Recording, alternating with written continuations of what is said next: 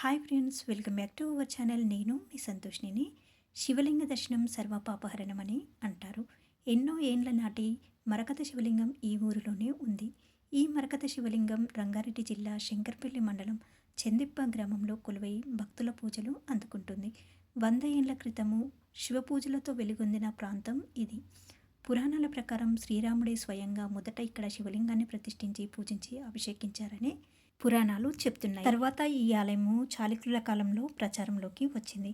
సుప్రసిద్ధ చక్రవర్తి శ్రీ త్రిభువన మల్ల బిరుదాంకితుడైన 6వ విక్రమాదిత్యుడు క్రీస్తు శకం 1076 నుండి 1126 మధ్య పశ్చిమ చాళుక్యులు ఈ లింగాన్ని ప్రతిష్ఠించాడని చెప్తున్నారు. 1101వ సంవత్సరము కార్తీక మాసము అక్టోబర్ నెల నందు శుక్లపక్ష పంచమి 23వ తేదీ గురువారం రోజున జక్కన్న ఆలయ నిర్మాణము గావించారు. ఈ ఆలయంలో ఉన్న శివలింగాన్ని వైద్యనాథుడు అని అంటారు. ఈ ఆలయంలో లింగము ఆకుపచ్చ రంగులో ఉంటుంది. నవరత్నాలలో అత్యంత ముఖ్యమైన రత్నమైన మరకతంతో ఈ లింగము ఉంటుంది. నవరత్నాలలో ఒకటైన మరకతానికి ఆకర్షణీయ శక్తి ఎక్కువ. మరకత పూజతో సమస్త దోషాలు తొలగిపోతాయి. మరకతంతో చెక్కిన లింగానికి అత్యంత దైవిక శక్తులు ఉంటాయి. నవగ్రహాల్లో బుధగ్రహానికి చెందిన రత్నంగా ఈ మరకతాన్ని భావిస్తారు. ఇక్కడ ఆలయ వేళలు ఉదయం 5 గంటలకి రుద్రాభిషేకం జరుగుతుంది. భక్తులకు అభిషేకాలకు ఉదయం 6 గంటల 30 నిమిషాలకి భక్తులు ఇక్కడ అభిషేకాలు చేసుకునే అవకాశం ఉంటుంది. మీరు ఇక్కడ చూస్తున్నారు కదండి, ఇక్కడ రూట్ మ్యాప్ ద్వారా మనము శివాలయంలో ఇలా ప్రదక్షిణ చేయాలి. ఇక్కడ పంచామృత అభిషేకం జరుగుతుంది. భక్తులే ఇక్కడ స్వయంగా అభిషేకము చేసుకోవచ్చు. ఈ ఆలయంలో క్షేత్రపాలకుడైన కాలభైరవుడు కూడా ఉంటారు. కాలభైరవుడు ఈ ఆలయానికే కాకుండా ఈ ఊరు మొత్తానికి క్షేత్రపాలకుడుగా ఉంటారు. ఈ ఆలయం మూసీ నది వరదల కారణంగా కొన్ని సంవత్సరాలు ఈ ఆలయం వెలుగులోకి రాలేదు. ఈ ఆలయం ప్రచారంలోకి వస్తుంది. 2007 సంవత్సరంలో శివరాత్రి రోజు ఒక భక్తుడు ఇక్కడికి వచ్చి శివలింగానికి అభిషేకం చేస్తుండడంతో సూర్యకిరణాలు ఈ లింగం మీద పడడం వల్ల ఈ లింగానికి మరకత లింగం అని పేరు వచ్చింది. 2011లో ఈ ఆలయానికి వెంకటేశ్వరరావు అనే భక్తుడు ఇక్కడికి వచ్చి ఈ ఆలయాన్ని చూసి ఈ ఆలయాన్ని మళ్ళీ పునర్నిర్మించాలని అన్నారు. 2012 అక్టోబర్ 2న ఈ ఆలయాన్ని మళ్ళీ పునర్నిర్మించారు. 2012లో ఈ ఆలయము పునరుద్ధరణ జరిగింది అని చెప్పాం కదా. పునర్నిర్మాణ సమయంలో ఇక్కడున్న శివలింగాన్ని ఏమాత్రము తొలగించలేదు. ఈ శివలింగాన్ని ఎక్కడ ఉందో అక్కడే ఉంచారు. ఇక్కడ శివలింగానికి తలను ఆనిచ్చి మొక్కుకుంటారు. ఇప్పుడు మీరు చూస్తున్నారు కదండి, అభిషేకం చేసే శివలింగము ఆలయం బయట కనిపిస్తుంది. ఆలయం పునర్నిర్మాణ సమయంలో తవ్వుతుండగా ఈ శివలింగం అయితే బయటపడింది. ఈ శివలింగాన్ని ఇక్కడ ఆలయం బయట ఉంచారు. శని, ఆది, సోమ పండుగ సమయాలలో ఎక్కువ మంది భక్తులు ఇక్కడికి వస్తారు. ఇక్కడే శివ కళ్యాణము, చిన్న చిన్న ప్రోగ్రామ్స్ అన్నీ కూడా ఇక్కడ జరుగుతాయి. ఇక్కడ స్వామివారికి విశేషంగా బుధవారము, శుక్రవారము విశేషంగా అభిషేకాలు జరుగుతాయి. పౌర్ణమి, అమావాస్యకి కూడా స్వామివారికి విశేషంగా అభిషేకాలు జరుగుతాయి. పౌర్ణమి రోజులో స్వామివారు శక్తితో ఉంటారు. నిండు పౌర్ణమి నాడు సూర్యోదయాన లేలేత కిరణాలు లింగం మీద పడుతున్నప్పుడు అభిషేకించిన దర్శనం చేసుకున్న అన్ని శుభాలే కలుగుతున్నాయని పండితులు చెప్తున్నారు. ఇప్పుడు మీరు చూస్తున్నది క్షేత్రపాలకుడైన కాలభైరవుడు.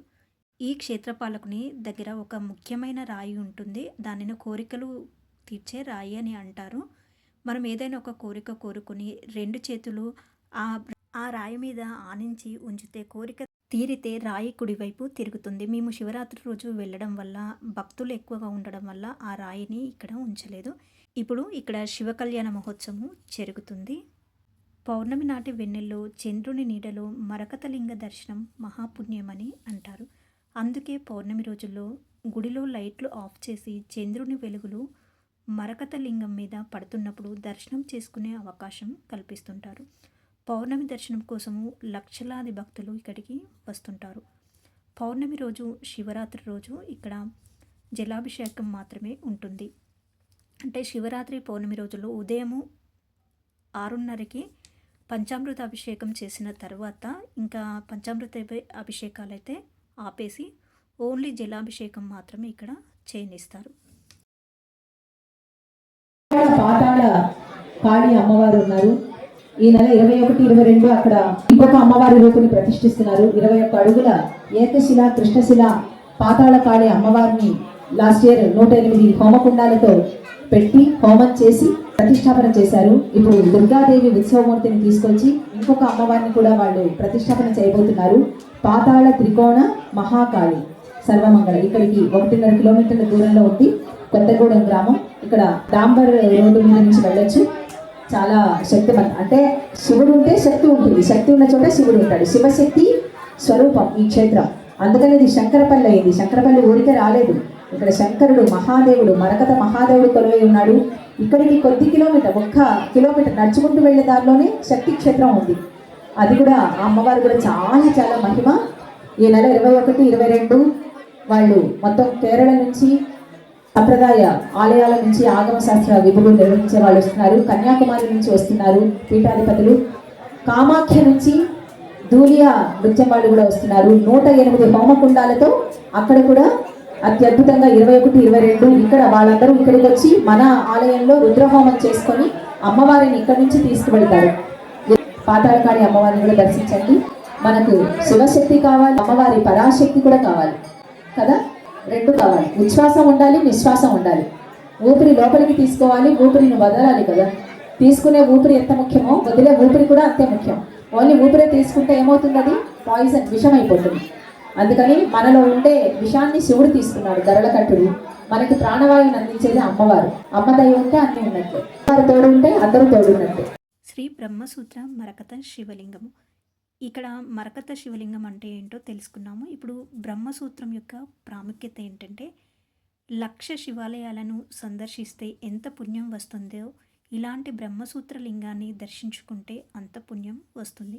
ఇక్కడ ఒక్కసారి అభిషేకం చేస్తే 1,00,000 సార్లు అభిషేకం చేసినట్టు అవుతుంది. ఇక్కడ ఒక్కసారి అన్నదానం చేస్తే 1,00,00,000 మందికి అన్నదానం చేసినట్టు అవుతుంది. ఈ స్వామివారిని వైద్యనాథుడు అని చెప్పుకున్నాం కదా.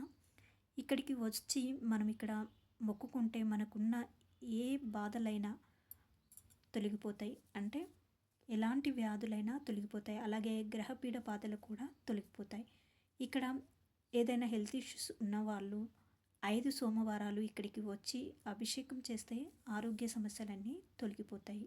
ఈ ఆలయంలో స్వామివారు శ్రీ రాజరాజేశ్వర సమేతుడై కొలువై ఉన్నారు. ఈ ఆలయంలో 2012లో స్వామివారి వెనుకాలే ఈ రాజరాజేశ్వరి దేవిని ప్రతిష్టాపన చేయడం జరిగింది. ఈ ఆలయానికి వచ్చే భక్తులు సాంప్రదాయ దుస్తుల్లోనే రావాలి. ఇక్కడ మనకు రావడంతోనే ఆలయం లోపలికి ప్రవేశించడంతోనే ఒక బోర్డు రాసి ఉంటుంది. అలాగే మనము గర్భాలయం లోపలికి వెళ్ళినప్పుడు కూడా 2 సైడ్లు కూడా రాసి ఉంటుంది. ఆడవారు ముఖ్యంగా ఖచ్చితంగా జడలు వేసుకొని రావాలి అని రాసి పెట్టి ఉంది. హెయిర్ అయితే అసలు లీవ్ చేయకూడదు, వదిలిపెట్టకూడదు. నేను ఈ ఆలయంకి వెళ్ళిన రోజు ఎవరైతే హెయిర్ వదిలిపెట్టుకొని వస్తారో ఇక్కడ ఉన్న వాలంటీర్స్ వాళ్ళని బయటికి తీసుకెళ్ళి జడ వేసుకునే వరకు ఉండి జడ వేసుకున్న తర్వాత ఈ ఆలయంలోకి పంపించారు. చాలా స్ట్రిక్ట్ రూల్స్ అయితే ఇక్కడ పెట్టారండి. లడ్డు పులిహోర ప్రసాదాలు అమ్ముతున్నారు. దర్శనం చేసుకుని బయటికి వచ్చేసాము. ఈ ఆలయంకి వస్తే నెక్స్ట్ మహాకాళి శక్తిపీఠాన్ని కూడా మీరు దర్శించుకోవచ్చు. ఇక్కడి అన్నదాన సంతర్పణ కార్యక్రమము చేస్తున్నారు. ఆది, సోమ, పౌర్ణమి, అమావాస్య పర్వదినాలలో ఇక్కడ అన్నదాన సంతర్పణ కార్యక్రమం అయితే జరుగుతుంది. ఇక్కడ భోజనం చేయడానికి వచ్చినప్పుడు బయటే చెప్పులు విప్పి లోపలికి వచ్చి భోజనం చేయాలి. ఇందులోనే 12 కాటేజ్లు అయితే కట్టారు. ఎవరైనా దూరం నుండి వచ్చిన వాళ్ళ కోసము ఈ కాటేజ్లు అయితే బుక్ చేసుకోవచ్చు. రోజు రోజుకు ఇక్కడికి వచ్చే భక్తుల సంఖ్య పెరుగుతూ ఉంది. ఈ వీడియో చూస్తున్న వాళ్ళు చందిప్ప గ్రామంలో ఉన్న మరకత శివలింగాన్ని ఎవరైనా దర్శించుకుని ఉంటే కామెంట్ సెక్షన్లో కామెంట్ చేయండి. శివరాత్రి రోజు భక్తులు ఎక్కువగా రావడం వల్ల నేను వీడియో సరిగ్గా తీయలేకపోయాను. వీడియో తీసేటప్పుడు మొత్తం మంది భక్తులే వస్తున్నారు. భక్తులు మధ్య మధ్యలో రావడం వల్ల ఆలయాన్ని సరిగ్గా తీయలేకపోయాను. మరకత శివలింగాన్ని దర్శనం చేసుకున్న తర్వాత మీకు కలిగిన అనుభూతిని కామెంట్ సెక్షన్లో కామెంట్ చేయండి.